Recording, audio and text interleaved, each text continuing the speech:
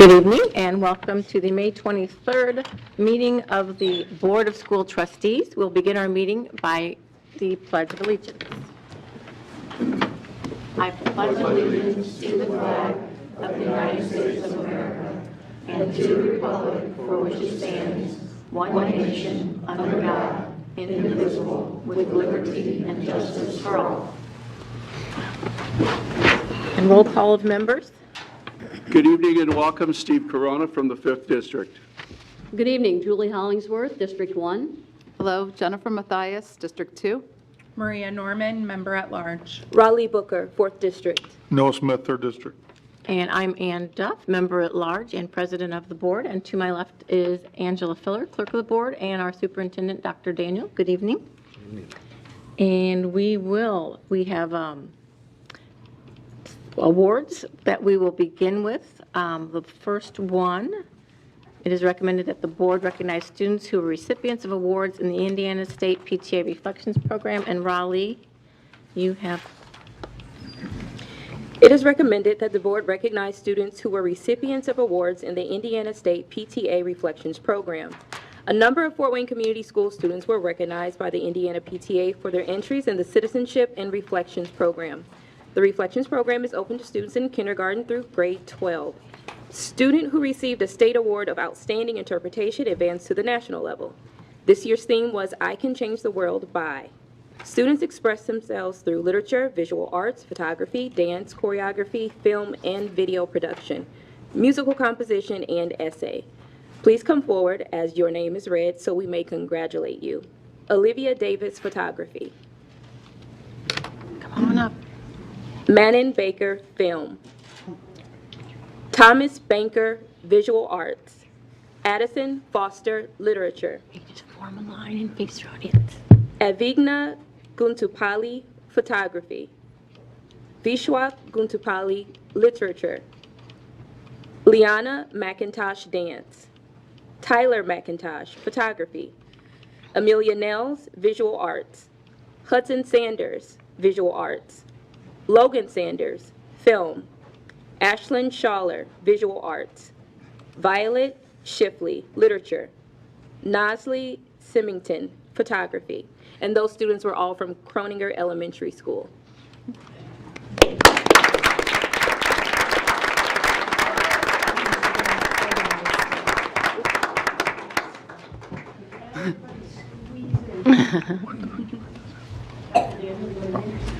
Scoot in. Can you jump row? Make two rows. Scoot. I keep going. Squeeze in. Keep coming.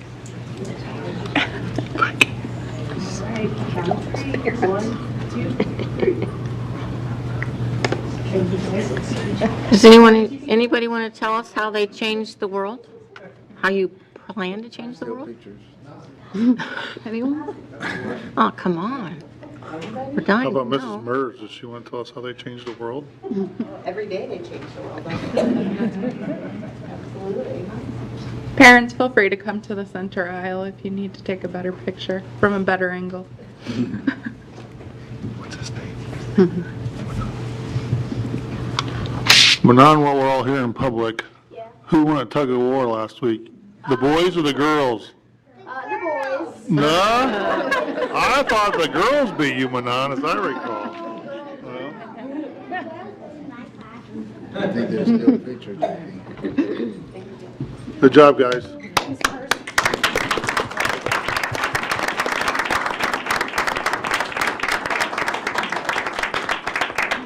We have more students to recognize in the same category from Irwin Elementary. Their principal, Mary Canary, is here as well. We have Jace Irie in visual arts Come on up. and Molly Warner in photography. Good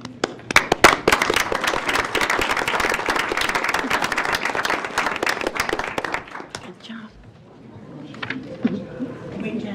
Oh, yeah. Let Mary get in here.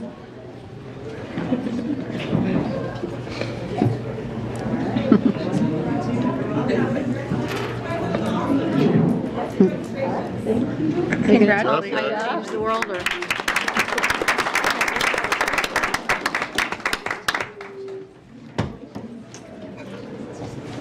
I know of. It is recommended the board recognize Fort Wayne Community School students who won a regional award for the Scholastic Art and Writing. The Scholastic Art and Writing Awards have recognized student achievement in visual arts and creative writing for 90-plus years. Gold Key winners went on to a national competition. Fort Wayne Community Schools had 23 students who won regional gold or silver keys. As they call your name, please come forward so we can congratulate you. From Northside, Daisy Dumford, Regional Gold Key. Jacqueline Shackelford, Regional Gold Key. And their teachers, Alan Wanker and David West, Principal.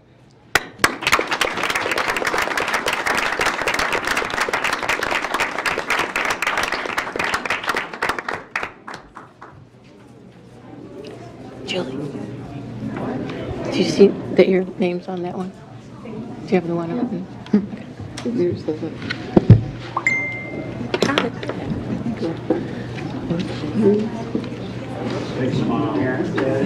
job. Good job.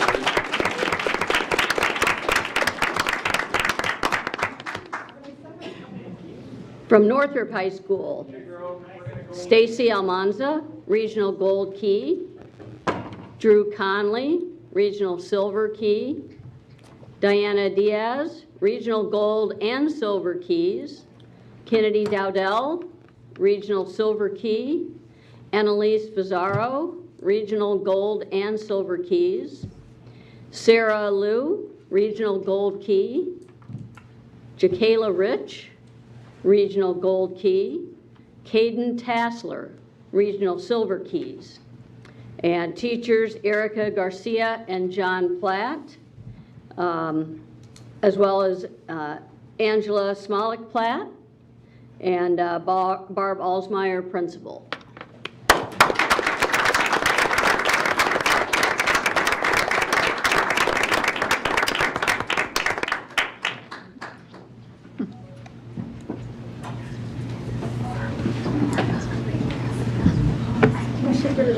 I don't.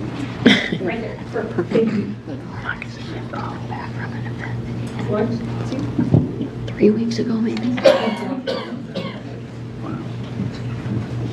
Take a picture real quick. Yeah, absolutely. Yeah. Sure. This is her family, though.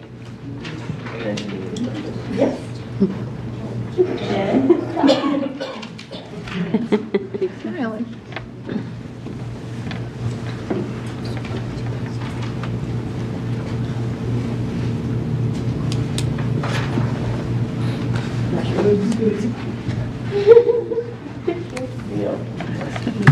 Good job, kids. Congratulations.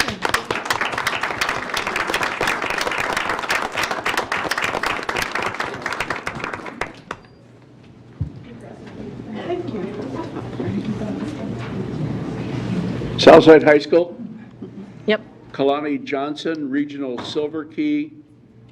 And with Kalani is Jennifer Sloan, the teacher, and Mr. Short-Timer Adam Swinford, Principal.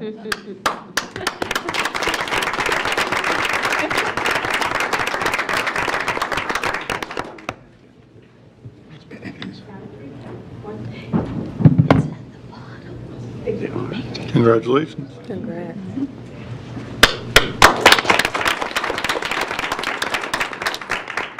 And from New Tech Academy at Wayne, we have Samson Shaw, Regional Silver Key, Sophia Shaw, Regional Gold Key, Reese Shackome, Regional Gold Key, and Audrey Wenta, Regional Gold Key. Ashley Toy is their teacher, Emily Oberlin is the director at New Tech, and John Hauser is the principal at Wayne.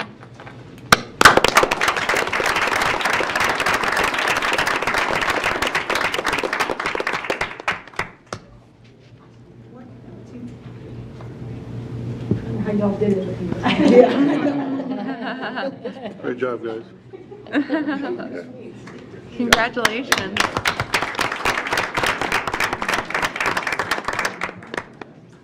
Okay, next up on our agenda is the approval of our minutes from our meeting from May 9th and our student recognition meeting on May 16th, our vouchers and payroll, and our personnel report. Is there a motion on the floor for approval, these items? Move to accept the items listed under the consent agenda.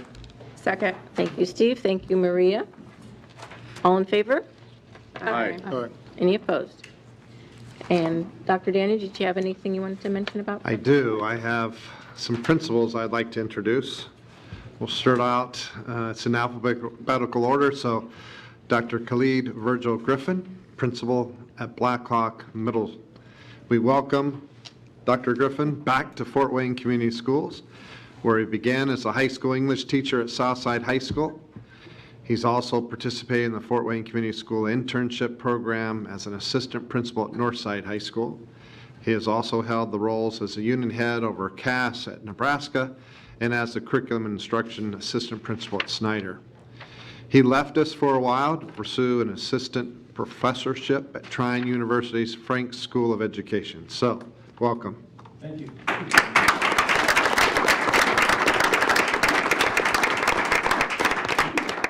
Next individual, Zachary Harl. He's started his career in 2002 with Fort Wayne Community Schools. Zach has been a lead teacher, instructional coach, and an assistant principal at 3 middle schools. Since 2018, he has been the principal at Blackhawk Middle School. As an alumni of Southside and current parent of 2 Southside students, Mr. Harl understands Southside from the perspective of a student, an alumni, and a parent. Mr. Harl is familiar with Southside's programming, staff, students, and the community of Southside. So, Zach, thank you.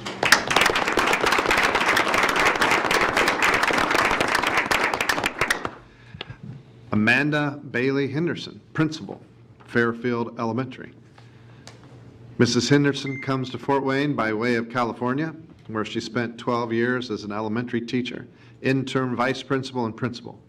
While in California, she served as a literacy coach and worked collaboratively at the local and state levels to ensure productive relationships between teachers and administrators. Mrs. Henderson began her administrative career in Fort Wayne Community Schools as the assistant principal at J. Wilbur Haley Elementary School. Welcome to your principalship.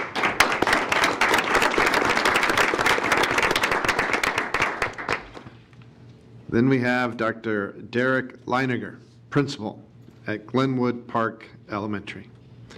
Dr. Leiniger has been with Fort Wayne Community Schools since 2007. He started his FWCS career as a student teacher and his first teaching position at Northwood Middle School. Dr. Leiniger participated in the Fort Wayne Community School internship program at Career Academy and has served as an administrator since 2019 at Tolles Intermediate School and Snyder High School. Tolles is where he developed a love for elementary age students. Dr. Leiniger, Glenwood Park Elementary.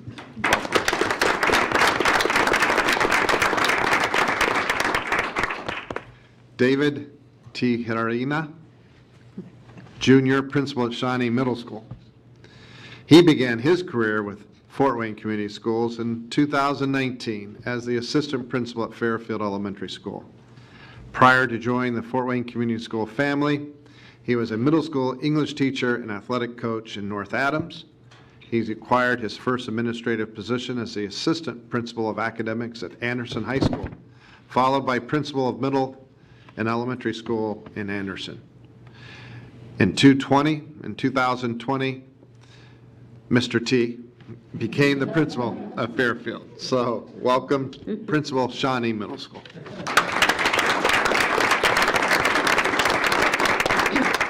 That's everybody? All right, well, thank you, and welcome. You've been here, but glad to see you in your new positions. Okay, we will move on to our new business, excuse me. You want to let them go too, Ann, if they want? Yes, you may leave, certainly. You don't have to stay. Although it'd be quite entertaining. Under our new business, Dreambox Learning Math, it is recommended that the board approve a 1-year renewal of Dreambox Learning Math digital software from Dreambox Learning of Bellevue, Washington for $249,834. Dreambox is accessible to all K-5 students to enhance student skill and conceptual learning in mathematics. Dreambox offers K-5 students the opportunity to learn math concepts and construct their own knowledge and understanding in a way that honors their unique prior knowledge and skills. Funding will come from the Education Fund. Jamie Schenk, Elementary Math and English Language Arts Coordinator, and Dr. Joe Brown, Assistant Superintendent of Curriculum, Instruction, and Assessment, will be available to answer any questions. Is there a motion on the floor for approval? Move we approve. Second. Thank you, Maria. Thank you, Noah. And are there any questions? Because they are ready. I have a question. Jamie, Dr. Brown. I know for a fact that Dreambox has been around for a while because I had an elementary school child who, when it started, and now he's moving on to high school. But as we're renewing this resource, or will be, or whatever we vote on, how are our new teachers being taught this? I know that it's been around a while for all of our others, and how do we get our new teachers in our buildings to learn the software and use this software? Well, right now we have videos and we have one-pagers that Dreambox has created for us as well, and I have them on our Schoology page for everyone to access. They always go to their coaches first to build that capacity in their building, and then if the coach has any questions for me, they'll reach out to me, and I have been going out to buildings helping our new teachers, or even our teachers that aren't familiar with the new dashboard, to familiarize them so they can look at the data and understand what that data means. And so we even talked about possibly making it part of new teacher orientation, if that's a possibility as well. I just know we have a lot of new resources and a lot of new teachers, so and if they do have a question, once they've looked at the videos and other things, then can the building coach then coach them more, or take, is there time for that? Most of the coaches are familiar with Dreambox because it has been around for a while.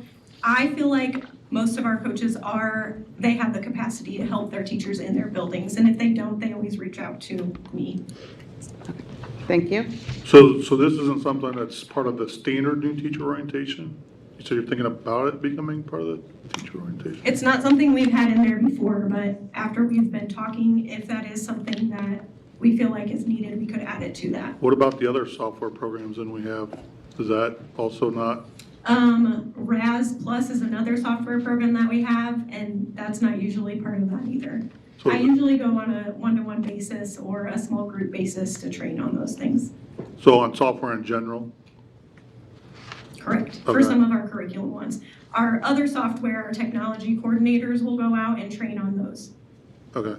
And then the other information we provide, it looks like it's used about 50%, and I say that based on the notes of most commonly used in K1 and 4 and 2 to 5 lessons, but then the ones that are using it 5 lessons per week are growing almost a year growth at a time. How do we get those non-users to become users? And is it really, I like to believe that you believe it's this impactful, so that's I pretty do believe it's powerful. impactful. I used it in the classroom as well. I think the students coming at math in a different way, away from just procedural capacity, is very important. They need to know the number sense background of that, and Dreambox helps build that. When we think about moving forward with students, that fluency piece is really important, and this helps build the number sense to get to fluency. Can you repeat your first part of the question, though? How are we going to get the non-users to become users? Well, there has been an expectation across the district that each student does 5 lessons per week, and I think part of the way to get the students more usage is also getting the teachers to know the background behind the data piece, and if their students are struggling with certain pieces of it, that they can go in and help assist in small group, or they can assign it specific things. There is a new platform that came out this past year, and the training for that has been, I've been doing videos or going out to individual schools to provide that. Have you seen a growth in usage then by doing that? Yes, in fact, our growth in 5th grade has gone up because we had very few users in 5th grade, but there's been quite a few 5th grades that I've gone out to this year that didn't realize how they could do some of these things on the platform, and it's made a huge impact, and they're enjoying it much better. Can you just clarify real quick? So each student in elementary is expected to do 5 per week, or is that just? That's what our our recommendation is. The recommendation comes from Dreambox. They say that if students do 5 or more lessons, that they will show the growth of a year or more. So we have had that expectation or recommendation based on the Dreambox data. And has our data followed that? I mean, that's, Yeah, our students that are doing 5 or more lessons a week do grow a year or more. And some of them that are very far behind are growing more than that.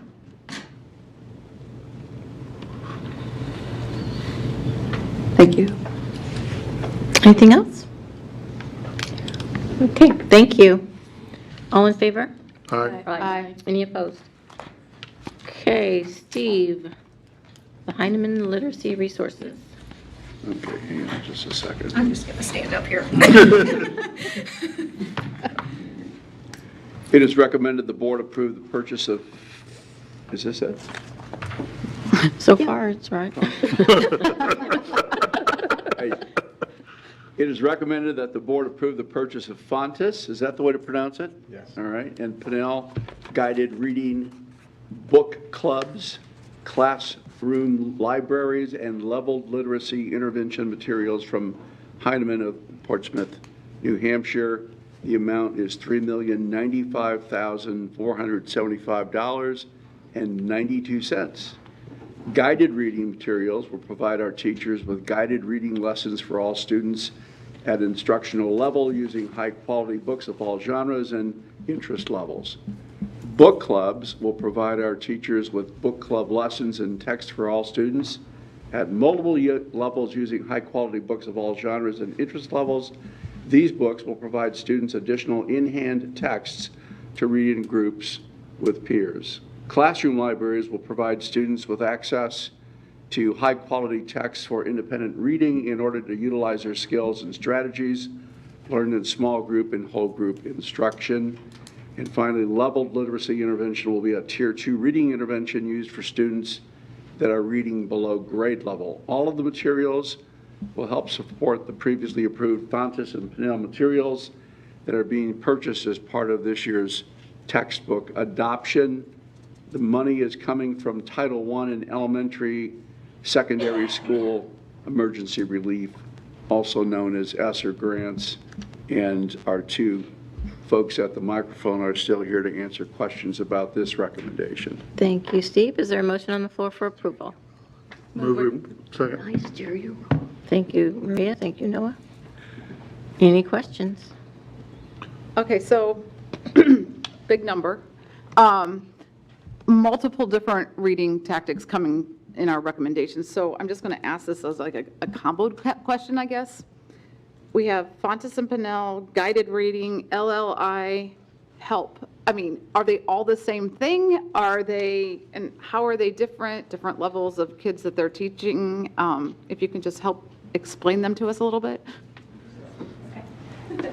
Okay, so guided reading is continuing with the initiative that we have right now, that we did those modules this year. So these are going to provide the teachers with actual texts and lessons, especially because you mentioned last time when we introduced some of these things, like what will new teachers do? This will provide them the lessons, but it also provides our teachers that are seasoned teachers the opportunity to look over a lesson plan and adjust based on their student data. So those are for the instructional small group time while students are doing workstations. LLI is an intervention piece for those students that are far below reading level, and it fluctuates between their independent level and their instructional level to feel like they have confidence in their reading. We saw the video of LLI from Bloomingdale making such a big impact. It's because they started working with those students that are far below reading level at an intervention piece. Okay, so are all grade levels, is this just, well, just elementary? Yes, this is for elementary. And LLI will be for just the targeted students that need intervention. Okay, so you did mention that guided reading had started sometime we'd already started it. Are there any changes with these? Are we on the right path from the beginning? Are we making any? We used Fontes and Pinnell as a guide when we were starting with guided reading, as well as Jan Richardson, and they have a very parallel look to them. And so teachers are familiar with how these lessons are already laid out. This just provides them with the actual resource. Okay. And then who are the trainers, and how, I guess I'm back to those resources for those teachers again, and how we're getting that information to them, and how it's just a lot of information. So I'm just curious. It's a lot of materials too. So we're currently working with a PAC team, which is coordinators from the tech integration team, professional learning and curriculum. They're kind of going through what I'm envisioning our teachers going through. So every context, whether it's the mini lesson, the LLI piece, or guided reading, we're making them do some learning on it, but then also go out to our buildings and practice it with our students. From there, we're going to work with the PL team to build professional learning for our administrators, our coaches, and then finally our teachers. We're in the process of getting a day approved for all teachers this summer outside of the district days. So that's on the schedule, in addition to really trying to protect that district and building time as the school starts back up, because it is going to be a lot. So it'll be summer PL for our teachers. And are these paid PL days? Yes, through ESSER is the plan. Do we know how many days that might be? Is it just one day? So we're planning on offering it 3 different days, and so teachers would be able to pick from one of the 3. Okay, great. Anybody? I have another question. Can I ask one more question?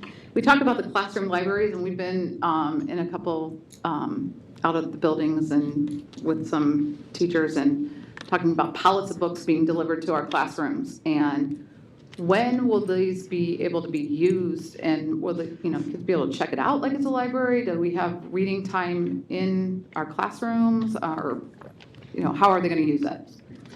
Yeah, I can. Well, the goal is for our students to have access to those books independently and use the skills that they're getting from guided reading and whole group instruction with those independent texts and using those strategies. So we would hope that they are embedding some of those into stations, or they might be having a separate independent reading time. It would depend on the classroom teacher and how the school sets up, how they're going to check those out in the classroom. I know that when I was in the classroom, they just had to make sure they traded their books out. They put their books back in the same bin. I had them labeled in some way where they would put them in a bin, take them out, and they would just trade on their own time. So do we see classes having time to have those reading times? I know I've had many kids in many years, and sometimes there's time for reading in classes and sometimes there's not. And I know that we have this push for kids to be reading more. Do we see the classrooms having time to actually read, or are we expecting them to do a lot of take-home? I expect them to have the time, because when we think about the reading mini lessons that they're getting with our textbook adoption, those lessons are not like our previous curriculum where they are 60-minute lessons or 90-minute lessons. It's a 15 to 20-minute quick mini lesson addressing the skill and standard that you need, and then moving on to scaffolding in a small group or independent reading. The independent reading libraries also come with cards for independent conferencing. So it gives the teachers other ideas of what books they could even persuade the students to go check out based on the books that they're choosing. And some questions to kind of guide their thinking around the text as well. Great. Sounds like an exciting classroom for reading. Thank you. I guess this and the following recommendation, these are different from last, or 2 meetings ago, and could you explain some of the differences? Yeah, so the last presentation was really about the textbook adoption process, and that's where we got our, what we'll call our core instruction. So the reading and writing mini lessons, and then the interactive read alouds and the shared reading materials to go with that. Everything that we're bringing to you tonight is part of our Title I plan to just put high quality resources in our teachers' hands for the guided reading. The classroom libraries is honestly a dream. We're putting right around 150 high quality books in every classroom. So it's, I would say, icing on the cake, if you will. Go out there and read, kids. Best part is their input. Anything else? Thank you. Thank you. All in favor? Aye. Aye. Any opposed? Okay, Read 180, System 44, Julie. It's recommended that the board approve the purchase of Read 180 System 44 printed materials and 2 years of digital licenses from Houghton Mifflin Harcourt of Boston, Massachusetts for $928,331.55.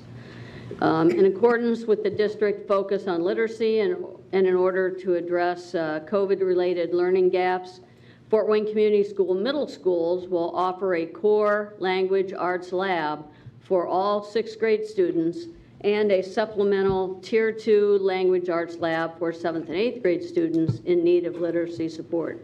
Funding will come from federal ESSER grants, and Dr. Joe Brown is still here to answer any questions. Thank you, Julie. Is there a motion on the floor for approval? I move for approval. Second. Thank you, Julie. Thank you, Jennifer. And do we have any questions? I have some questions again. I was really into all of this and made sure that I did my due diligence. So we're having a language arts lab. Is this similar to the lab that we have for middle school math already? Yeah, I would say the shift, though, is that we're really targeting students that are reading significantly below grade level. We're also in the middle of having conversations about math with especially 7th and 8th grade and possibly doing the same for that. So making sure that we're targeting the right students and not taking away any extracurricular, not extracurricular, but related art for those kids that are at or above grade level. So if they are at or above grade reading level, then they will not have to have the lab? We're working through that right now, but for reading, that is absolutely correct. Okay, because I have some concerns about that lab in the timing and doing exactly what you just mentioned was taking away something from a child who really doesn't need that extra time for that. So for sure, this is what we're looking at for the language arts, though. Correct. Okay. All 6th graders will have it this year, and there is a component of Read 180 to provide that enrichment piece. Okay. Are you thinking a lab for these 7th and 8th graders, like another class? Like, Yeah, is so it it would be currently a placed full, for math? yeah, it would be a full class period. So what will it, I assume since we're adding it, what will it take away from their schedule they've had in the past? Yeah, so the 7th and 8th graders, I believe, and Faye, correct me when I'm wrong, but the 7th and 8th graders that are identified for the reading lab would relate to our class. So potentially, they could have a math lab and a language arts lab in 7th and 8th grade if we continued with the math that way? Correct, yeah. So then they would be losing 2 related arts classes? Well, if they had math and they had language arts. 8-period day, 1. 1? Thank you. Thank you, Mr. Shu. Okay. So other than the targeted use for these materials, what's the difference between these materials and the ones that we just approved? Yeah, so for 7th and 8th grade, this Read, or 6th, 7th, 8th grade, the Read 180, it is very almost similar to the elementary model where students are really going to be getting instruction at their level. So they'll go to 7th, 8th grade English class and receive that grade level content where the teacher is differentiating some, but this lab will really focus in on where the kid is, both with the direct instruction from the teacher, but also the Read 180 technology piece will give them materials at their current level. Have we piloted this all yet?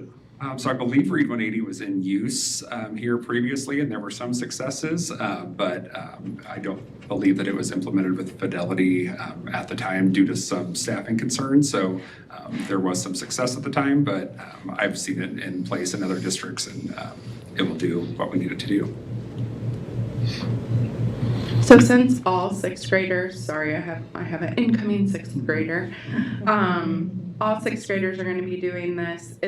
Will they just have the language arts lab as their language arts or their ELA instruction, or? No, so it's this is 2, in yeah, addition? so 2. So really they would have a 45-minute, like 6th grade language arts class and then a 45-minute language arts lab.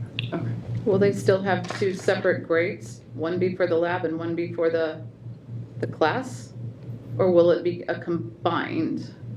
I'm looking for help from my friends, I believe.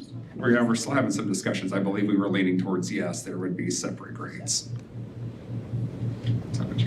So we didn't pilot it, and where does our research come from, I guess, that tells us this is going to work? Yeah, so the research behind it, it was part of the Houghton Mifflin Harcourt adoption that we just adopted for middle school. So it's a supplement to that. So the research behind the textbook is part of that embedded in the What Works Clearinghouse research as well. I've seen it in use. I think there were successes here when it was used with a highly qualified teacher, the way that it was set up to be.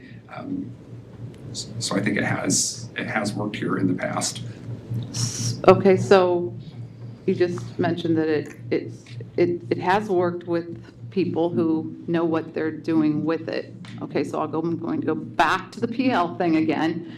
Are we going to have similar that we just spoke about for elementary? Absolutely. Yeah, so our next step is to put the PAC team together again, so the coordinators from the different departments, and we're actually going to first go through a full day training with Houghton Mifflin to walk through Read 180 to determine if we want to take our teachers through that extensive of a PL, or if we want to break that up this summer. So that's our next steps. So if the teachers don't go all through it, then our PL department will go through it and then it'll trickle down? Is that? Absolutely, yeah, we want to build that capacity with our people. Okay, and then you're expecting everyone to be using this in the fall then? For the labs, correct, yeah. So this is part of our whole new ELA adoption, right? Correct. So do we have anything similar to this now? No, we do Do we have not. anything We do similar not to this have now? literacy interventions at 7th and 8th grade are not in place currently. One of the things that happened when we did this before is that we did not implement to fidelity. And that is what we plan to do this time. And the professional learning, Joe and I text each other even on weekends, unfortunately. And what we know is that we have to have PL. One of the things we're really working towards is how do we build capacity in the coaches who are in the buildings every day. And so the PAC team is learning as they're putting together these units and having conversations right now so that they can be a support to the coaches who are in the building. So as teachers need in real time support, then the coaches will be there and available. So we're trying to build capacity across the district and really utilize the coaches in a way in which they were intended to be used from the very beginning. And a lot of this has really been around, are we implementing with fidelity any of the programs that we have and making sure that folks have the skill set to make sure that it works the way it should. And to be clear, fidelity means everybody's using it, right? Everybody's on the same page, everybody's rowing in the same direction. That's part of, you're right, that's part of the concern that we've had is people going in different directions. John Klein used to call that random acts of improvement. So we are really working hard to have consistency across the district. Our students are mobile, as you know. And so as they go from school to school to school, we want to make sure they're getting the same kind of support that they need to have regardless of where they land. And so that really means building that network from the ground up of supportive adults and making sure they're trained and ready to act, and giving teachers in-time support in the buildings through coaches as well as support from the district. That's very important to us as the board, Faye, is that I feel like we're in unprecedented times right now where we're able to adopt a whole selection of different items at pretty costly values. And for me, looking at that rate of return and the return on our investment, when those dollars aren't necessarily there and we have to decide what is working and what is not. And, you know, we need that fidelity from everybody because we need to know that you're just not a strong teacher knowing this subject, but you're not necessarily using the resources that are provided. So fortunately, we have gurus in our tech department who are really helping us to decide whether, you know, we're using this resource or not, or it's a good resource or it's not a good resource and it's not good use of our money. We always want to be, you know, fiscally responsible, but we need the help from, and so that's why we're asking all those questions on PL and other things, because if we can't get to that point, I can't make a decision. And there's another level of accountability, and they're sitting in the room right now, and those are the directors. And so even as we talk this year about what do directors do, how are they getting out into buildings, the expectation I have is that they're in every one of their schools every week. So they are seeing what's going on, that they're able to meet with principals and talk about what are some of those things that they then bring back to help the PL department, the curriculum department, technology department, special ed, whomever that might be, to make sure that we are monitoring the implementation and able to make adjustments when we need to. Thank you. I see it's partly printed materials and a digital license. Do you know the difference in the dollars or how that's allocated by chance? I do not have that breakdown in front of me. And now. so I would assume that in the printed materials, we get to keep that for as long as we want? Yeah, correct. And one thing that I've done in previous districts, this is more of a elementary like workshop model for this intervention lab. And I do think that it's something that we could look at after our 2 years is up. And unfortunately, ESSER funding is going to go away. And I'm hoping at that point we will, one, have less kids that need this, but then two, our teachers will have that instructional framework and context to, we could possibly look at like building our own type of curriculum for the lab. Well, I'll just say I'll go on and support this, a little sneak preview, but I agree with Jennifer and what she said. You know, we're lucky with the ESSER dollars, and we need this product, obviously, or something similar. But it's going to, it's real important for us as we continue on, and some of us are up for re-election, but hopefully they get to continue as well, to look at these and see what the impact's been. Did we move the needle, as we've talked about, up here with these kids? And, this to me, the language arts lab, I got to experience the math lab and substituting a lane, and I was really struggling there for 2 hours with the kids. And these are kids that, historically haven't been good readers. And so that's a challenge, certainly you guys, and we support our teachers, and this is one of the reasons why we support them, is trying to move those needles with those kids. That's a tough job. I mean, it's not for the faint of heart, don't get me wrong. So, I'll leave it at that. So what I hear, Joe, is this is the right product. And what you said, Faye, is we didn't execute the last time. The dashboard, it seems to me, is going to be in the fulfillment of professional learning. So that when the directors walk into the buildings to talk to principals, they're going to be able to say 72%, 83%, 14% of your teachers haven't gone through PL for these products. Let's roll. So that's, I assume, the way the conversations are going to go. But I guess it really comes down to then having that tool, that dashboard, to monitor execution, right? Right. And we're going to do that? Okay. Along the same lines with Steve, I guess, while we're adopting all these things, and Dr. Brown, you're recommending and looking at these for curriculum, I'd assume that PL works together with you, so one's, I don't know. I mean, are you feeding that to them and saying, okay, this is what we think we need, or do we work, I'd assume we're working together as a team. Yeah, and that's where I believe their PAC teams were formed. I'm not sure how long they've been in place, but it has coordinators from the tech department, curriculum department, and then professional learning as well. Okay, great. Yeah, and I didn't mean to leave out Jax because that's an important key. Thank you. Anything else? Okay, thank you. Thank you. All in favor? Aye. Any opposed? No. Okay. Jennifer, Haggerty curriculum? It is recommended that the board approve the purchase of Haggerty phonemic awareness curriculum materials from Haggerty of Oak Park, Illinois for $86,944.34.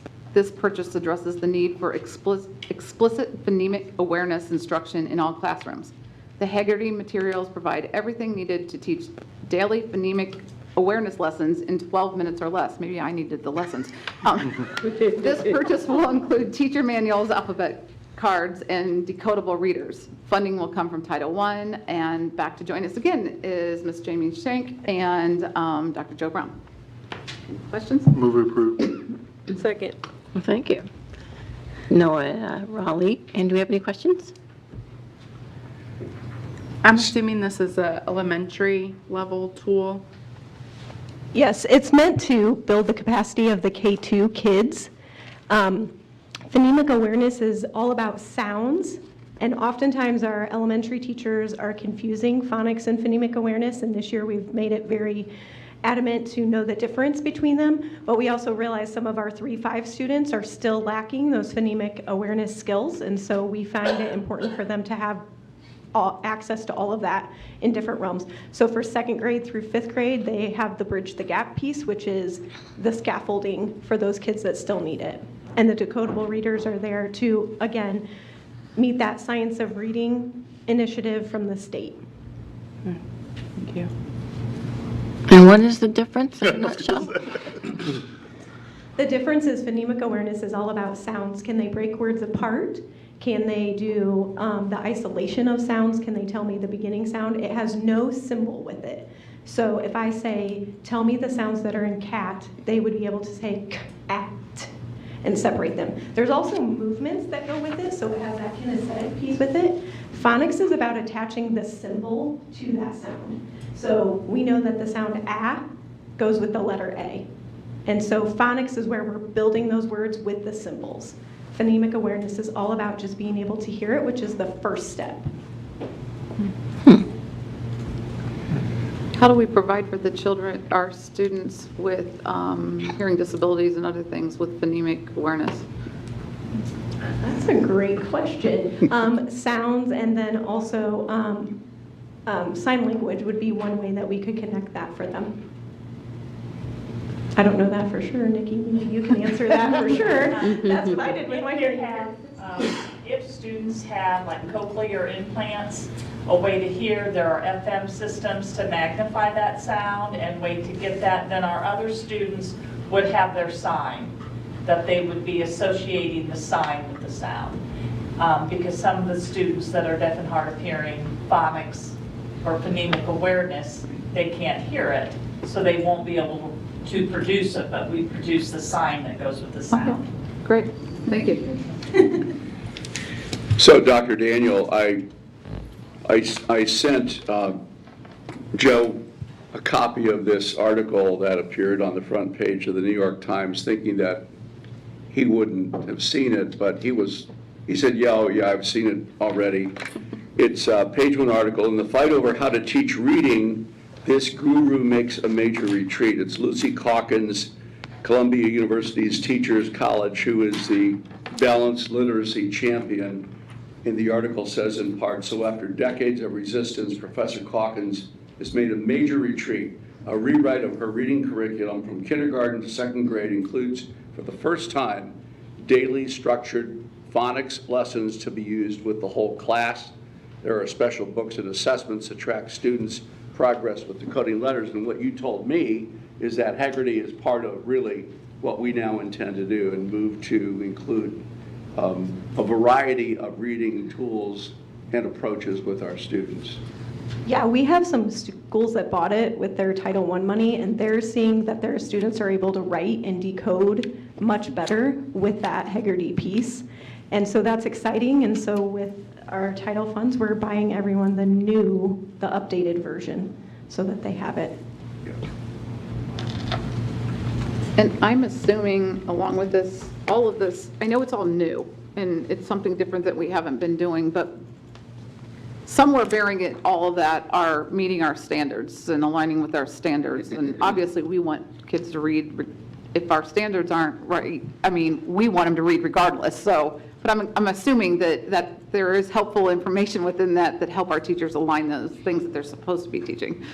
Yeah, so we're currently at the middle. They just had their first kickoff meeting tonight for the curriculum writing work. So they're going to be getting together in the month of June, really looking at the scope and sequence of standards and then how to embed these resources into that. Great. Sounds like there's a lot of work to be done. And there's reading foundations is a huge piece on our state standards for K-1-2. Right. And that's where this falls. Anything else? All right, thank you. It looks like you guys can have a seat now. Thank you for answering all of our questions. All in favor? Aye. Any opposed? Okay, moving on to Lenovo 300E Chromebooks and laptops.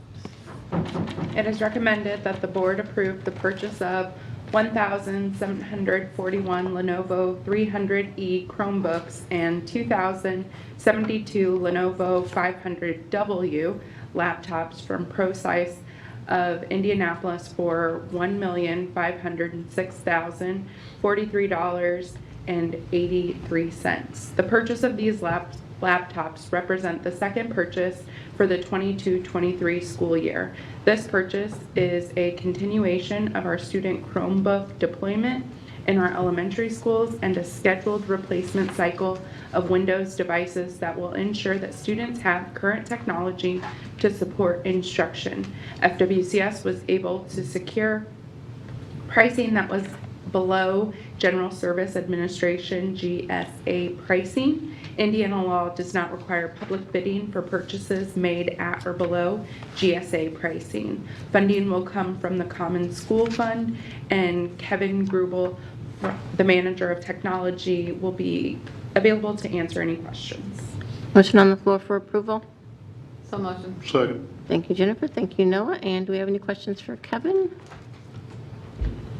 Okay. So it mentions, I got one, it mentions, so Chromebooks are a Google product, right? Yes, that's correct. And it mentions a replacement cycle of Windows devices. Yes. Does this mean we're making a change from Microsoft to Google as a kind of a cloud system? So in our K-5 grades, we are making a move to the Chromebooks. It's taken us a couple of years as we kind of work through those grade levels. But yeah, so we found that they're a little bit easier to use. They tie in a little tighter into the LMS. So I think it assists teachers a little bit better. So these 3,700 computers, so that'll be all elementary? So the Chromebooks are all elementary. The Lenovo 500Ws are across the elementary, middle, and high levels. Okay. That's all I got. Anything else? Okay, all in favor? Aye. Any opposed? Okay. The student furniture rally. It is recommended that the board approve the purchase of student furniture for district kindergarten classrooms from VS America Inc. of Charlotte, North Carolina for $1,004,908.34 and Sharp School Services of Hobart, Indiana for $254,596.42.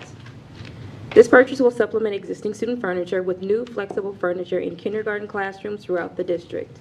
As needed, some existing older and outdated furniture will be removed and recycled.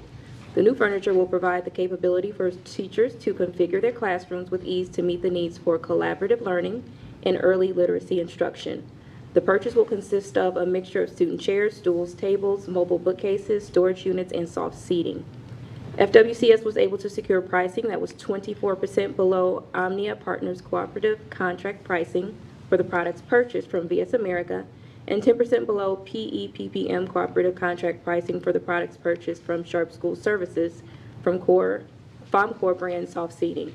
Indiana law does not require public bidding for purchases made through competitively bid contracts for these national cooperative purchasing entities. Funding will come from Title I and ESSER grants. Rod Rathke, Director of Purchasing Services, and Kim Brooke, Director of Title I, will be available to answer questions. Thank you. Is there a motion on the floor for approval? Move where approved. Second. Thank you, Maria. Thank you, Steve. And do we have any questions for Rod? This is going into just kindergarten?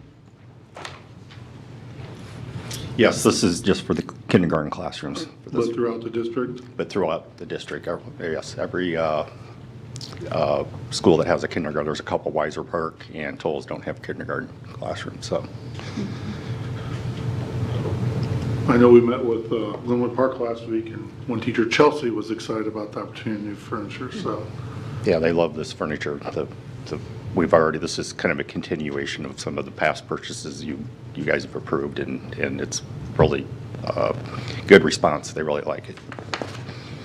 We had talked about Title I being used to provide this new furniture. Is kindergarten the only grade level that will receive new furniture, or is there a plan to provide furniture for other grades? For right now, it's just the kindergarten classrooms. I'm not sure about the future if we'll be able to do that, but right now it's just kindergarten classrooms. Anything else? Thank you. Welcome. All in favor? Aye. Any opposed? Okay, Noah, contract amendment for construction manager.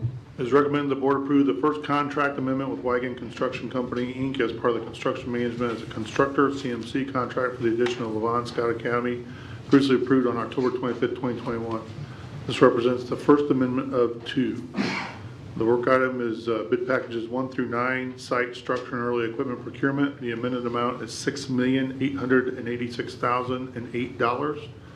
changing the amended total contract amount, I believe total contract amount, to $6,909,338. The expansion of Lavon R. Scott Academy consists of the addition of the building and site improvements to create a 5-section elementary to address the growing population in the southeast portion of the district. The contract procurement method for this project is a construction manager's constructor, CMC again, for publicly funded projects is allowable per IC 5-32. This amendment represents all but 2 construction bid packages. Additional recommendations for remaining construction work items, interior, fit out, finishes and mechanical, plumbing and electrical systems will be presented at a later date, along with the establishment of a final overall guaranteed maximum price for the project. Package will be funded by ESSER dollars. Darren Hess, of Director of Facilities, is here to answer questions. Thank you, Noah. Is there a motion on the floor for approval? Move where you approve. Second. Thank you, Maria. Thank you, Steve. And do we have any questions? Darren, this says that this is the first amendment of 2. Did this come in the way that we expected it to? It's not any higher? Yeah, with the projections our construction manager had with the last 2 estimates, this came on target. Okay. Are things stabilizing at all in that arena as far as pricing goes? This was a good sign. I mean, we projected an escalation factor and it hit that target. So yeah, for today, yes. We'll take what we can get, right? And so the next amendment will be for the plumbing and electrical, mechanical, all that stuff? Is that? Yeah, the remaining packages, all the interior finishes and the rest of the packages to build the building. All the expensive stuff? Yes. Okay. It'll be roughly in the same amount. When's construction start and? They're going to start mobilizing next month, within a month, after they start writing contracts, so. And completion date? It will be ready for the 23-24 school year. Are we still seeing a giant backup on supplies? Yes. Yeah, that's what, you see in their roofing, which is typically not an early package, but we're seeing 9 to 10 months to make sure to buy enough roofing products, so, which is unheard of, so. Are we in a situation where we're getting no bids back still, or is that?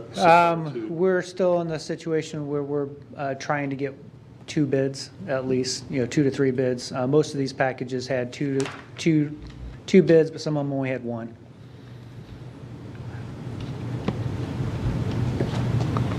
Anything else for Darren? All right, thank you, Darren. All in favor? Aye. Any opposed? Okay, and Steve, General Building Systems. It's recommended the board approve the following construction contracts for general building systems for the Ohio Conference Center project. The total contract amount to GBS is $207,000, and then to Automated Logic, $6,680. The project includes modifying the existing kitchen into 2 small conference rooms and renovating the cafeteria as a larger conference room. Kelty Tapping Design designed the project. The project is funded from the operations fund and identified in the capital projects plan. Recommendation is within the program budget. Existing building automation system controls are proprietary, and Automated Logic is a single source vendor for this work. Looks like the work's going to be done by November 15th of this year, and you see the bid numbers listed below for the 3 companies, Construction Services, Hamilton Hunter, and Strubig. And Darren is still here to answer any questions on this. Move we approve. Thank you, Noah. Second. Thank you, Maria. Any questions for Darren? I just have one you could probably answer from there, Darren. Remind me, alternate 1 is struck. That means we rejected it? Correct. We chose not to accept that, and that was to do all the work second shift versus first shift. Okay. So it's a little cost differential with the cost. Yeah. Will the shingles be gone in the current? Yes, the wood mansard shingles will be gone.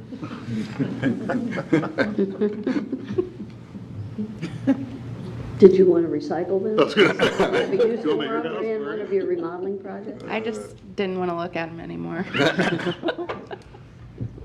Madam Chair, I just wanted to make sure that I did not identify the name of the company for the primary work. It's C3 Construction Services LLC. Thank you, Steve. All right, thank you, Darren. All in favor? Aye. Any opposed? And Julie, appointment of environmental consultant for ESSER projects. It's recommended that the board approve the appointment of ACM Engineering and Environmental Services, Inc., an environmental consultant for the following projects at various locations. Wayne High School, and there's a flooring replacement project somewhere.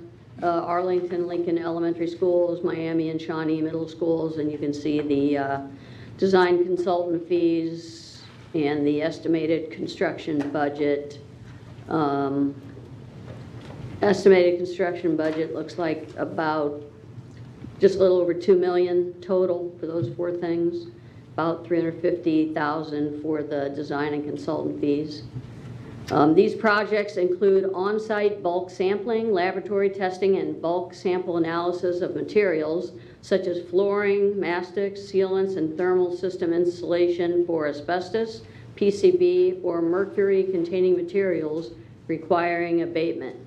Services also include abatement project design, project bidding, and construction administration oversight, PCM, which is phase contract microscopy, air sampling and analysis, and PCM-TEM, which is transmission electron microscopy, mercury post-abasement air sampling and analysis. These projects will be funded from the federal ESSER grant, and Darren Hess, the Director of Facilities, is still available to answer any questions. Thank you. Is there a motion on the floor for approval? Move we approve. Second. Thank you, Maria. Thank you, Julie. And any questions for Darren? So the layman's terms of this is we're shuffling stuff around and we want to make sure there's no bad stuff in the air. And to monitor it and have sampling and clearances before we move back in. This is all per all the OSHA and IDEM requirements. Okay. Is, Miami was part of the referendum dollars, but what about Shawnee? What's going on, I guess, for Miami? This is a project we waited to the end of Shawnee because it's not a project you want to do while you're renovating the whole project. You want to contain and isolate it. We did something similar at Memorial Park as well after we completely renovated it the final summer after we did the floor. So this is all related to flooring?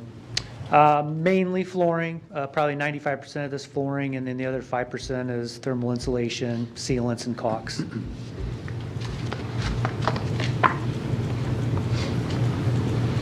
Any other questions? Okay, all in favor? Aye. Any opposed? All right, that ends the business portion. We will move on to our report. We have Dr. Faye Williams-Robbins, Deputy Superintendent, and Shanita Bolton, Director of the K-12 College and Career Readiness, and Amelia Flieger, Curriculum Coordinator of K-12 High Ability Advanced Placement Dual Credit, will present on our summer learning. And Dr.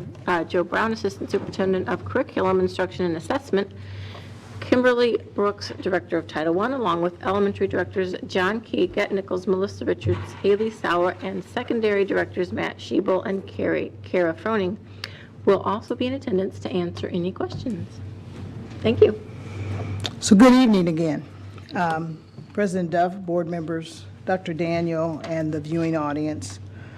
As a school district, over the years, we have provided a variety of summer experiences for students in the form of remediation and stretched learning in an effort to ensure that our students retain what they've learned throughout the school year and are able to grow into the next school year. This year, and for the first time in the time that I've been in Fort Wayne Community Schools, we have had a collaborative effort across all departments in the work that we did in putting these plans together. This year, finding a way to extend our school year through summer learning is more critical than ever because of what we have seen in the COVID gaps. And so tonight, we're going to share with you our plans for this summer. And again, that's been truly collaborative across the district. Every person who sits on cabinet, either they or someone from their department has been at the table, and we've been planning every Friday for a number of weeks, depending upon the needs of that particular Friday. So tonight's agenda will consist of our plans for elementary, which includes pre-K, middle and high school, special education, community partnering, a new initiative around summer tutoring, our camp invention for high ability students, and our plans for supporting students around college and career readiness. So the summer learning comprehensive view, as we plan, we are planning hands-on activities, interactive experiences for students in K through 8 that are aligned to Indiana academic standards. And we want this summer to be fun, we want it to be engaging, and we want it to be full of learning. So let's start with the elementary. Tonight, the summer portion that we will host this summer for our students, we are saying anyone who would like to participate can participate. In the past, we've kind of tried to identify students that we thought needed this. We know all of our students need this. And so anyone who wants to participate can participate. Due to some of the wonderful renovations that we just talked about that are taking place this summer, we have some sites that are unavailable, but we are able to pair those schools that are available so that all students would have a site as close to their home school as possible. We want to thank transportation for helping us to ensure students have transportation to make this happen. Elementary summer learning will run from June 6th through the 30th. There'll be no school on June 20th because for the first time we will be recognizing Juneteenth. The school day for elementary students will start at 8:45, will run to 1:15. There will be lunch and breakfast served. The curriculum will consist of themes based on academic standards, visitations from dumpster drummers, Fort Wayne Museum of Art, and Indiana Wild. We will use our Fast Bridge assessments from the end of this current year to the beginning of next year to assess the impact. Summer learning for middle school is very similar, except the hours are different. The dates are the same from the 6th through the 30th, and then 7:45 to 12:15, located at selected middle schools, very similar to what we're doing with elementary so that we can be as close to a student's home school as possible. The assessments, again, will be Fast Bridge, end of this year to the beginning of next, again, themes and academic standards, and middle schools will have rotations. There's a rocket unit that will be done by one of our teachers, John Lucky. Some of you may know John. He will be going to the schools and providing support to teachers and getting those units done.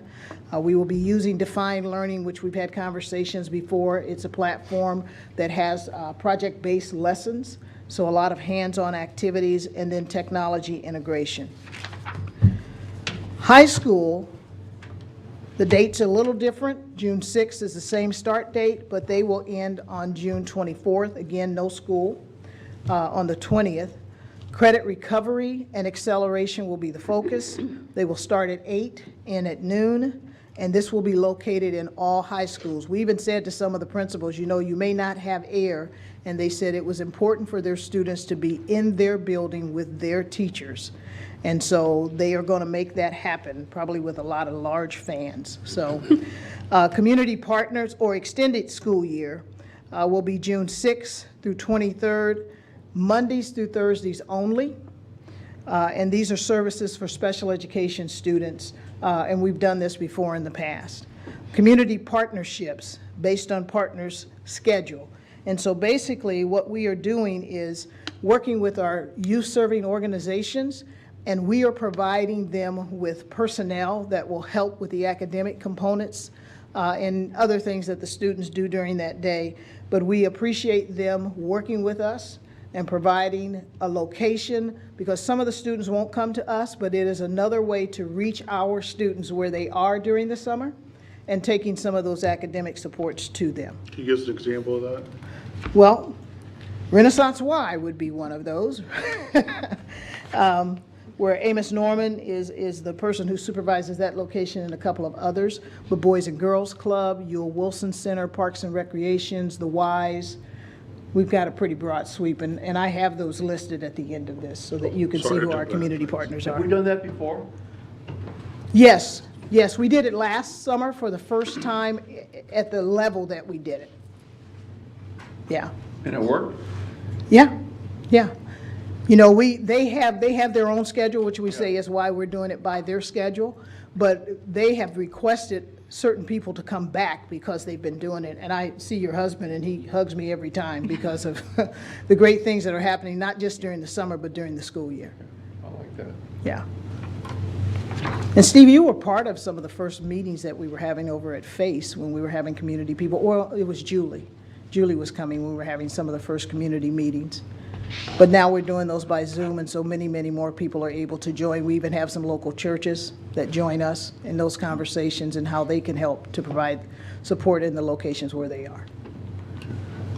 So preschool summer programs, and I'm going to have Kim come over and explain these programs. Good evening. Good evening. So, can you hear me? Okay. A little bit of adjustment here. So we have two different types of programming happening for preschoolers this summer. The first is along with the summer programming that's happening with the K-5 students. Typically, we only service the kindergarten through 5th grade students because, of course, we always want to make sure what we're doing is developmentally appropriate. So this year, we are allowing our outgoing preschoolers, so they will be new kindergartners in the fall, to participate. So they will be there at the same time with their K-5 counterparts at the locations that are listed. The curriculum they will be using is an extension of what they use during the school year. All of our preschools for the, I believe this is the 3rd year, we have a new curriculum called Creative Curriculum, which is a series of units based on certain themes, projects. They learn all about trees and buildings and things like that. The creative curriculum that we have purchased is actually a year-round curriculum. So every school year, we don't always get to do all of the units. So this summer presents an opportunity for us to use some of those units that don't normally come into play during the regular school year. So we're excited about that opportunity. And then secondly is Kindergarten Countdown, which is our partnership that we have with United Way. We've had this program for years with them. This will take place in July. And this program is to help students who have not had any preschool experience, to give them some type of exposure to school, even if it's just a socializing aspect of it, for them to get some idea what it's like before that first full day of kindergarten in August. So we have 6 locations there where those students have been identified through their registrations. We ask a question at registration: have you had any preschool experience? And so for the ones who check no, those are the phone numbers we're calling to say, hey, why don't you come into Kindergarten Countdown here in July so that you can, have a little bit of a jump start prior to kindergarten starting. And as you can see, that program, as I said, is in July 5th through 29th, and it's from 8 to 12. How much capacity do we have in either one of those programs? Well, because they are small and, not too much attention for too long period of time, so we are keeping those small classes to about 20, and we're inviting as many as we can. We don't always fill those programs, but we do our best. We continue reaching out all the way up through July to get as many as we can.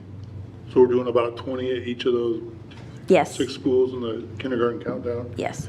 And then roughly how many kids like at Fairfield do you know haven't had a pre-K experience or a school experience? For the Kindergarten Countdown program? Yeah. So you said you guys asked a question, have you had an experience before, yes or no? And those are the ones you're focused on hitting, right? Correct. And so you're going to try and get 20 of those. Any Correct. sense or idea of how many said no? I think right now we have about, is it 60 or so, I believe, Haley, who are enrolled? across. So, you know, sometimes parents don't always completely understand the question as well, depending on where they've gone to preschool. We're wanting to know if they've had any preschool experience. So sometimes, you know, that answer might be a little bit misleading. But again, we're trying to, even some of our kiddos who have had preschool experience, if they have been identified as possibly struggling a little bit, we'll invite them as well. So we try to fill the classes, even if we don't have enough who have said they haven't had any preschool experience. And what kind of results have you found for those kids who haven't had it that go through this program? Well, the kindergarten teachers can tell you. If that's the first time they've ever been there at all, you know, as I said, a lot of it is the socializing aspect of it even. So, you know, as far as the actual data on that, I don't have that in front of me, but I know kindergarten teachers can tell you that, you know, they can tell if a child has had some type of exposure to a school setting prior to that first day of kindergarten. Do you or anybody, do we have any sense of how many kids have not had preschool experience or any type of educational experience prior to them coming to Fort Wayne Community Schools in kindergarten? I mean, just raw numbers, district-wide. We have data on the kids that attended FWCS and some of the other programs when they share the data, but we don't have a complete, because there could be students that attend preschool programs outside of FWCS that we don't have access to that data. It is a question we do ask on the enrollment form, so we could get it from there, but here again, you know, we don't have like records from the preschool. So what's the data tell us then, roughly? Even if they've attended a Fort Wayne Community School one, I mean, a third of our kids, a half of our kids? I don't know the numbers off the top of my head as far as the percentage of kids. We can find that. So our preschool, our Title I programs, we can enroll up to about 800 students. Okay. So if you look at overall kindergarten, it's about 2,200, you know, plus add in the students at Bunch and Young. So, you know, we're about half, a little less than half. Okay. And usually the kindergarten's only half, or excuse me, the pre-K is only half a day, right? To be clear? Not necessarily. Okay. Some of our programs are full day, which is ultimately where we'd like to go, but the majority are half. Thanks.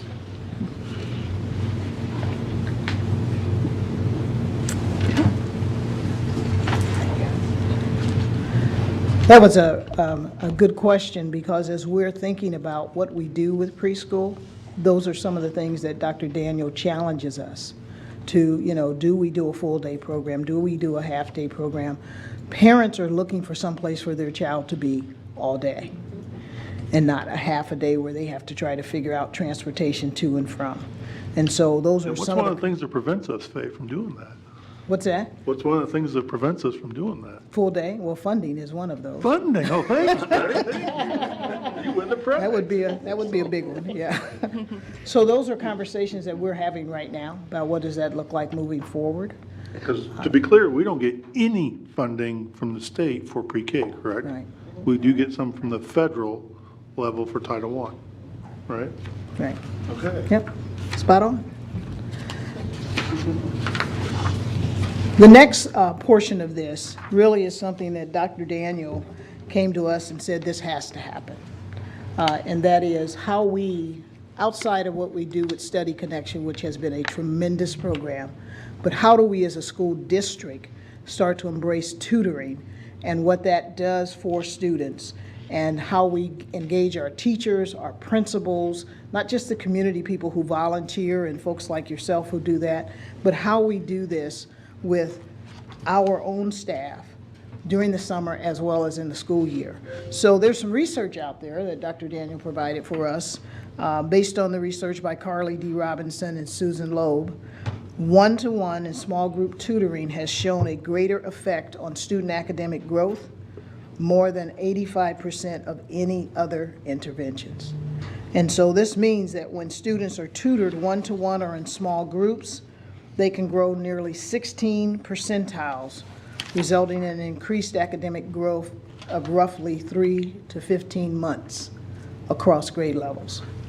And so this is one of the reasons that we are looking at adding this to our summer learning. So in July 5th through August 4th, times will be determined by the schools. Principals are working on this now and sending out invitations. Directors have been part of all these conversations, sending out invitations. And what we're wanting to do is the teacher you will have next year will be the optimum. So that teacher sends an invitation to a student and say, hey, welcome to my class for next year. I would like to tutor you this summer. And so we're looking at Mondays through Friday, time again determined by the schools. Some schools want to do it on site. Some are okay with the teacher. If teachers already planned a vacation, they can do this from Florida. They can do this from anywhere they would like to and still be able to participate. So it's face-to-face and or virtually. 30-minute increments with a recommended minimum of 3 hours a week. Individual plans are based on student needs. And our next step is how do we continue this throughout the upcoming year with a potential addition of middle schoolers and moving on from there. So that's a great piece. We even right now have class sizes that, as we're looking at numbers in summer school, that may be small enough that we can begin doing some of this tutoring even in June as part of the regular summer learning. And so that's part of the plans that we have. How are we getting that out to parents? The summer school or the tutoring? tutoring? The schools are doing it school by school by school because they know the students, they know the families, and they are sending the invitations. And so are we focused or targeting the kids that are a little bit behind maybe versus? Those that we feel need it the most to start with. And there's some other things that are coming up for students who may be of high ability. I'm going to turn that over to Amelia and Shanita here in a second. But I'd be remiss, and this will be at the end as well, if I didn't say thank you to all the directors that are here, all the people that are part of cabinet. They have really been troopers around all of this work and making sure that this message is getting out to the buildings and putting the pieces together. So I want to thank them, and they're here tonight to bail me out on any questions that I can't answer. And so I just want to show our appreciation for the work that they're doing with the schools. At this point, I'm going to turn things over to Amelia, and I'll give you the clip. Faye, could I ask you one question about the tutoring? How was it decided that 30-minute increments was a sufficient amount of time? So the research says 3 to 5 hours a week. And so as we're thinking about the attention span of some of our students, we've decided if a teacher can get students to sit still for 30 minutes, they can do 45, they can do 60 if they would like. But we want to be able, and we had to have a way of kind of doing increments for payment. We've also used the model that Nikki uses with Homebound, how we are able to track those payments, but we want to make sure we're not overburdening the students and the time that they have to give, are able to give when it comes to attention spans, but it can be 30 minutes and up. So the logistics for the tutoring, could it be like if the kid is in daycare, could it be at their daycare or could it be in the evenings? And that, what we've said to the buildings is you need to have as much flexibility as you can to be able to get this done. So wherever, whenever, however, so whether it's Zoom, face-to-face, and each building is working independently with the teachers in their building to make sure that this is able to happen in the families that they serve. Perfect. So School buildings will serve as the site for the tutoring. For some. Some schools are saying, if you're a teacher and you want to do this, and you want to Zoom with students, you can be at home and the student can be at home. Some of our students are going to struggle with transportation to get to the school, and we don't want that to be a barrier. But it wouldn't be another site other than either it's going to be virtual or at the school. And that's what principals are planning, to have it on site at their school. And so we're working with facilities to make sure we have air and all those other kinds of things in the locations where we can have them, so that it's as flexible as possible. Okay, thanks. I don't know, Dr. Daniel, because this was your baby, so I don't know if there's anything you want to add to that. Flexibility. If they meet at the library, they meet at the library as well. So again, it's, I think, and Sandra's here as well, so when we first thought about this, it's a great idea, but if you don't have staff who are willing to do it, it falls flat. So Sandra helped send out a Google form to see if teachers would sign up, and they did. And so therefore we can move forward with it. And again, looking at the end of the year data and the beginning of the year data in regards to the Fast Bridge, we can find effect size. Did this impact or did it not impact? Same thing, Jack can isolate this in regards to were they in summer school? Did that have an impact, or were they in both? And then we can compare that to students who had zero experiences. So again, let's see what happens this summer. And again, I want to thank all the teachers because this is time. And also the fact that we're spending dollars that are coming over or coming from primarily our Title I carryover dollars, and we want to spend those, and we have to spend those. So, as such, a very unique time. But if this is truly, truly successful, now let's figure out how we can sustain it. So, I really like the feel of this. I mean, it's the wealthy families that send their kids to Sylvan. Yeah. And this is really a nice benefit for families. Yeah, I think so too.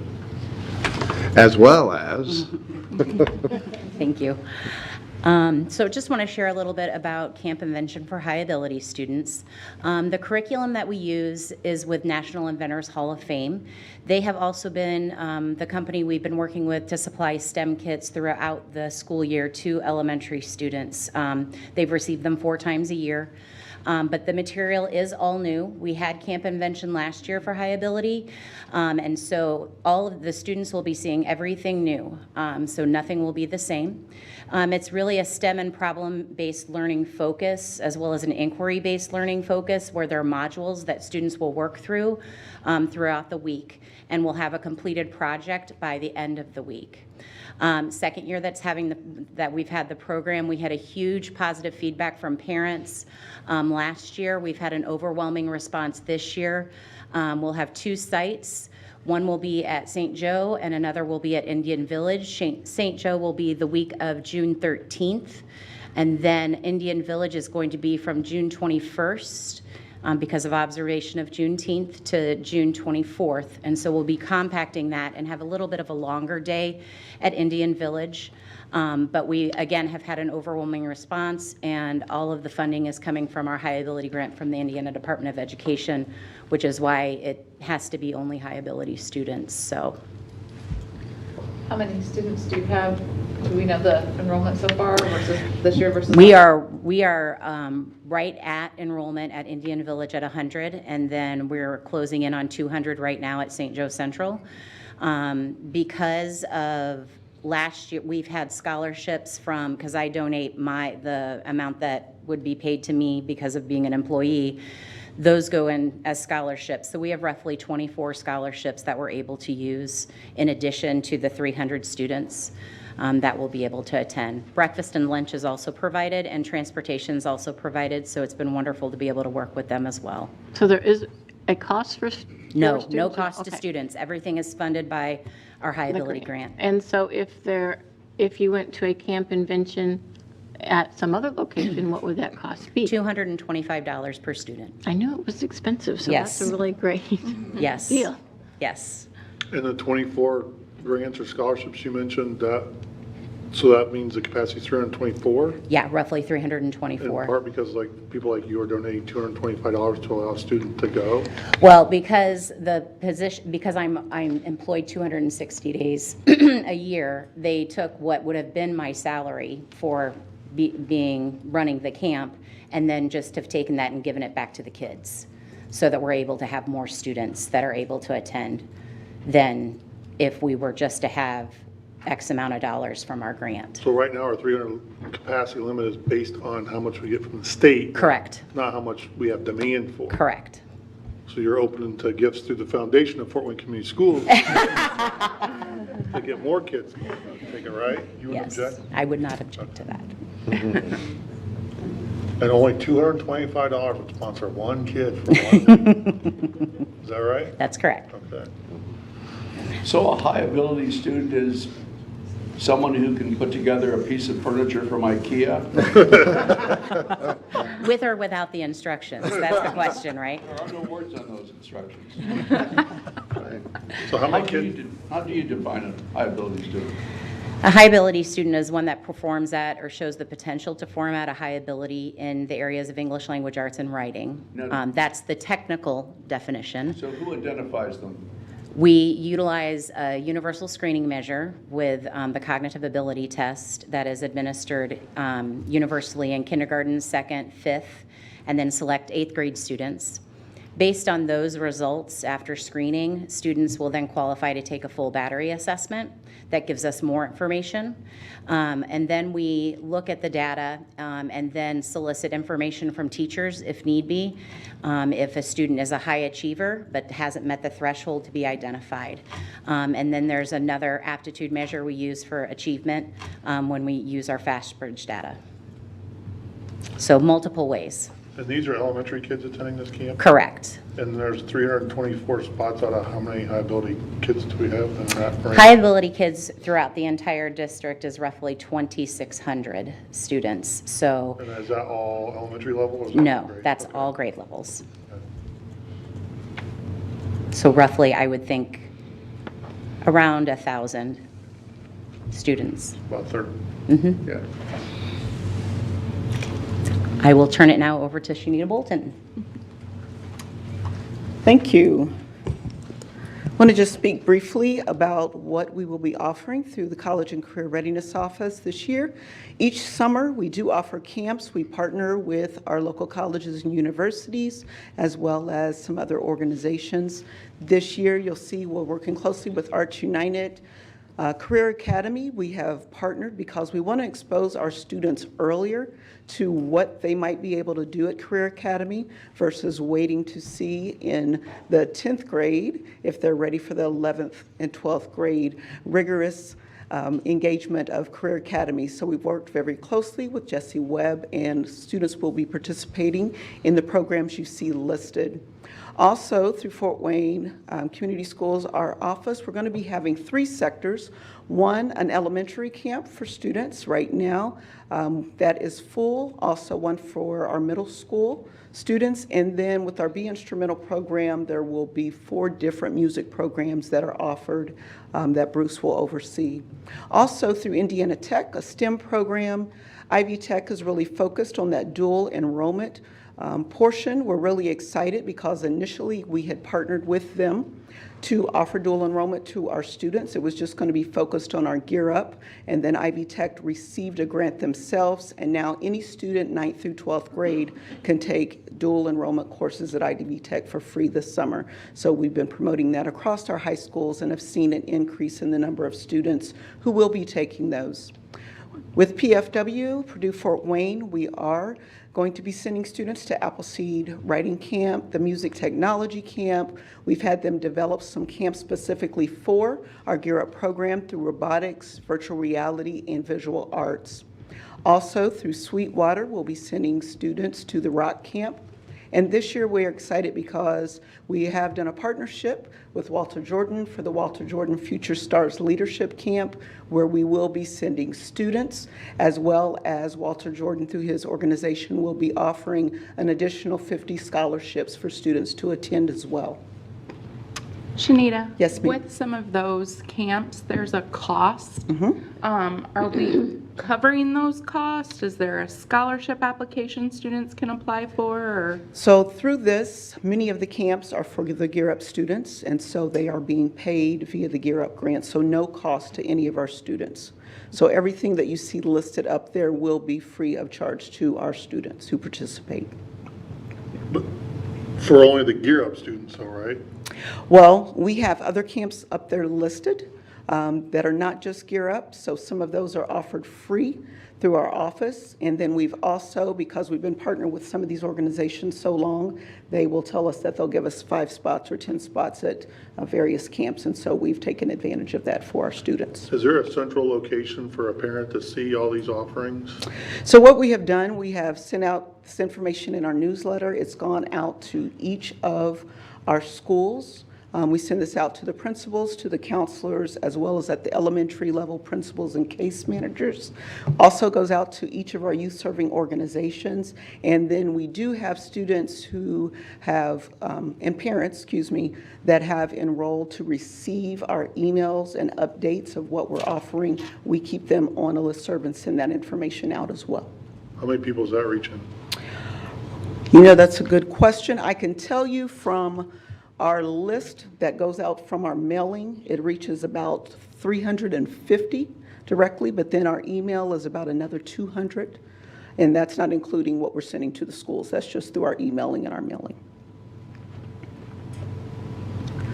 Last but not least, I do want to share this year, because we were able to resume back to some normalcy of travel for our students and take them on our college visits. This year, we are really excited that we're going to be, through the Gear Up grant, taking students June 12th through the 16th to DC, Maryland, and Virginia to the colleges listed.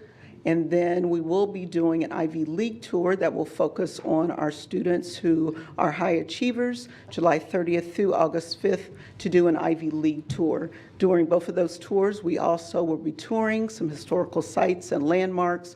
Many of these students, I'm excited, would not have an opportunity to visit these schools. Otherwise, we're going to places, for instance, when we go to New York, students will see Niagara Falls. They're going to see the Statue of Liberty, Times Square. In DC, they're going to see the Capitol building and many other things. So we're really excited, because not only should a student know about the college, but they need to know about the environment and the community that surrounds that college and university.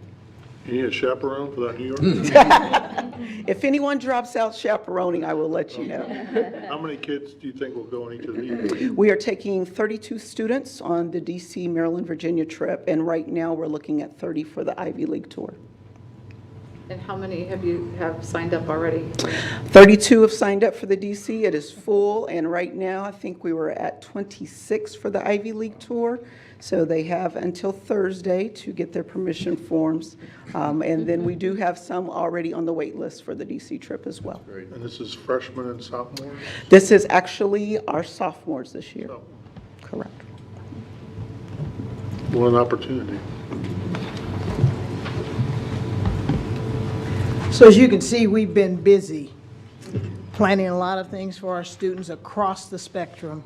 These are some of the partners that we currently have, and we just want to thank them for the work and support of our students as we get ready to roll into summer and all the activities and engagement that they will have. And that is our presentation. Well, I hope we take lots of pictures, still and moving, to sell these programs in 2023. Because this is really an amazing agenda of opportunity for the next couple of months for our kids. Right, and just the cost savings alone, I mean, if you were to pay for all those opportunities, we're talking $1,000+ Very cool. Yeah. So we do have a video, I forgot. Oh, yeah. And I don't know if I'm supposed to do something or if it just starts.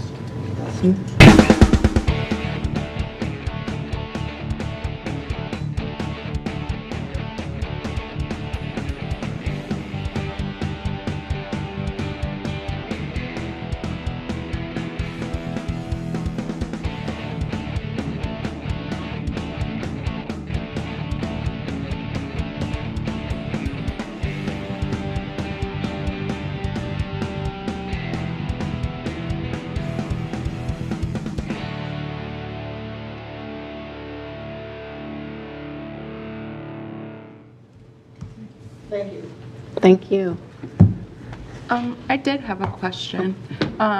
Is it too late to sign up for summer school at this point? It is not. As a matter of fact, we had a deadline, but we are extending that and we would like to take it as far as we can, even up to the first day of school. We may not be able to have transportation for a student the first day of school if that's when they sign up, but we'll work through those pieces. But we still have the window of opportunity open. I know that you've said that, and Shanita, you shared with us a lot of different platforms that information goes out, but have we ever, like we have spots available for X, X, and X. I know that for me as a parent, the text message that comes rolling across is a lot more quick and useful than me digging in on Schoology or scanning Peach Jar or whatever. I mean, we have some really amazing opportunities for our kids. And I know that Raleigh and I had this conversation last year of like Appleseed writing. It just came from another parent telling that, like, that's how I think Raleigh found out. Like, and she was obviously deeply engrossed in what's going on here and knowing what's going on, but there's so many opportunities I think we miss. Is there another way that we can? We have so much information out there that people just miss things. Yeah, we've been having that conversation. One of the reasons to start the youth serving organization group was so that they would be able to get that information disseminated with the students who are coming to their locations. But we know we're still missing people. And so we've been having a conversation about what that looks like and how we improve that. You know, we can't expect people to come to us all the time, and we're having that conversation because other businesses, if that's what they expected, they would go out of business. And so we have to really make sure that we're pushing out and making sure that we're throwing the net as broad as possible. But we're talking about how do we do that. I just think it's so important. I think that we had this conversation last time with Nikki Sprunger and Dr. Daniel. We're out there trying to sell Fort Wayne Community Schools to our parents and our legislators and everybody else about all the offerings that we have here that other schools don't. And that goes from special needs all the way through all this extra programming and the opportunities that we have and the grants that we have that smaller schools and such don't have. We need to figure out ways to let those community members know, like, this, we have these things, and put it in a better light. So anything that we can do, as you guys are brainstorming and such, to get it out there more, for me, it just puts a more positive light on us every single time. Right.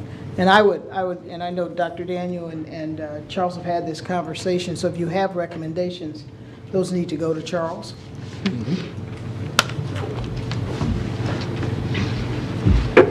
Thank you. Thank you. All right, I believe we are ready for board member comments. Another newspaper article caught my attention over the weekend, and maybe you saw this, written by economics professor Michael Hicks at Ball State. The title of this was The Undersupply of College Graduates is Clobbering Indiana's Economy. So I know as we begin to try and identify, or have the community help us identify what the ideal graduate should look like, Hicks talks about the fact that we are not graduating enough graduates from college to sustain our economy. He says we are graduating about 25,000 college graduates per year to finish college and live in Indiana, and he calls it an economic development disaster. He goes on to say that nationwide, about 8 in 10 of all net new jobs go to four-year college graduates. The remaining 2 in 10 jobs go to those who hold either an associate degree or who have been to some college. He said over the next 2 decades, Indiana will have fewer factory jobs, fewer transportation jobs, and fewer construction jobs than are available today. Basically, every job that requires only a high school diploma or less is at risk of long-term job losses. And it goes on, pretty sobering. One of the things he mentioned, and we talk about pathways, which I do believe that there are a number of good pathways, but he talks about jobs in skilled trades are going away too. And while everybody complains about not being able to find a plumber, he says, we're going to continue to need plumbers, but not at the rate that this state needs. And he really hits home on the importance of graduating more people from high school prepared to go to college and complete college if Indiana is as a state going to compete in the global marketplace. So if you have a chance, read it. Good stuff for what we do every day here at Fort Wayne Community Schools. Thanks, Steve. Just, with 3 student days left, I just want to wish all of our staff, well, it sounds as though it's going to be a busy summer, but I also hope it's fun and relaxing and rewarding and rejuvenating. So have a great week. I just piggyback on Julie on that.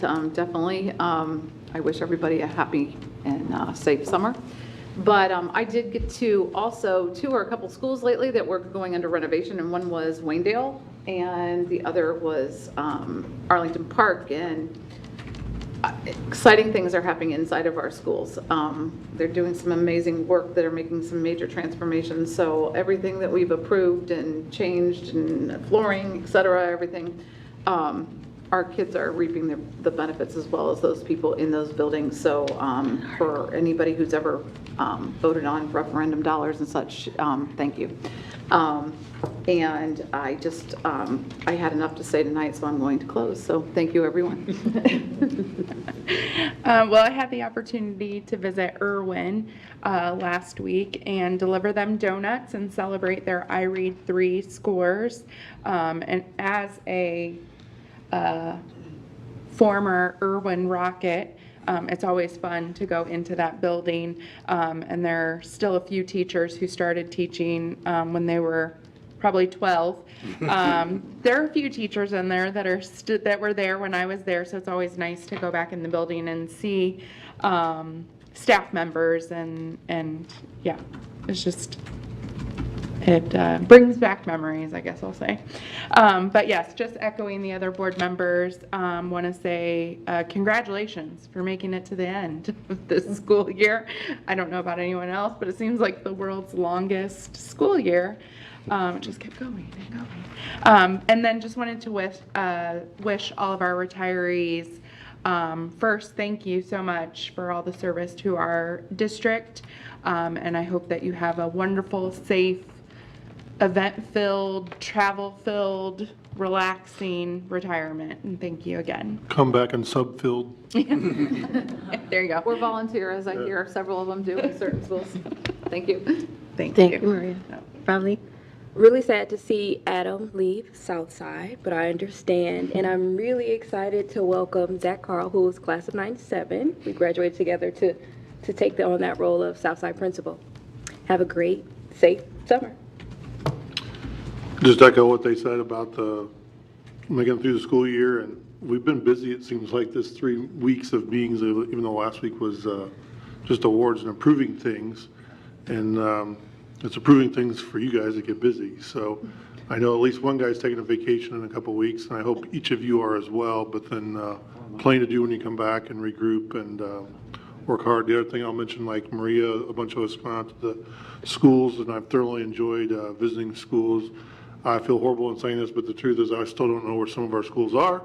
But I've gotten to know a few that I didn't know. I know Adams and Scott, and I've been to Abbott, but some of these other ones, they've been really fun meeting with the folks in each of these schools and recognizing them for the great work they're doing. So thank you. Want to thank the board for all the time you've provided in going to each of our schools or many of our schools and celebrating with our teachers. Hope we can do that more next year. I think that's on our agenda. Also, we've had some good news regards our foundation. Can we say that? Actually, I've been informed of something. I've been asked to hold a meeting. All right, we'll hold a bit for that, but I'll just say there's some good things happening within the foundation, and as we look at Be Instrumental.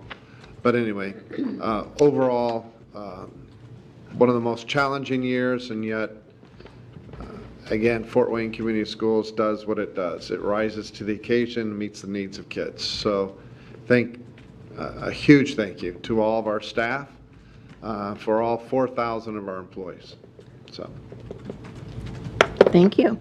I finished my last day of employment, as I call it, at South Wayne Elementary. I've been subbing on Mondays for them as a classified or a classroom assistant. And I just wanted to thank them for letting me be in their classrooms. The best part of that was spending the time with the kids one-on-one. And so that's one reason I'm really excited about the tutoring that we're doing this summer, because, I could see a difference with these kids.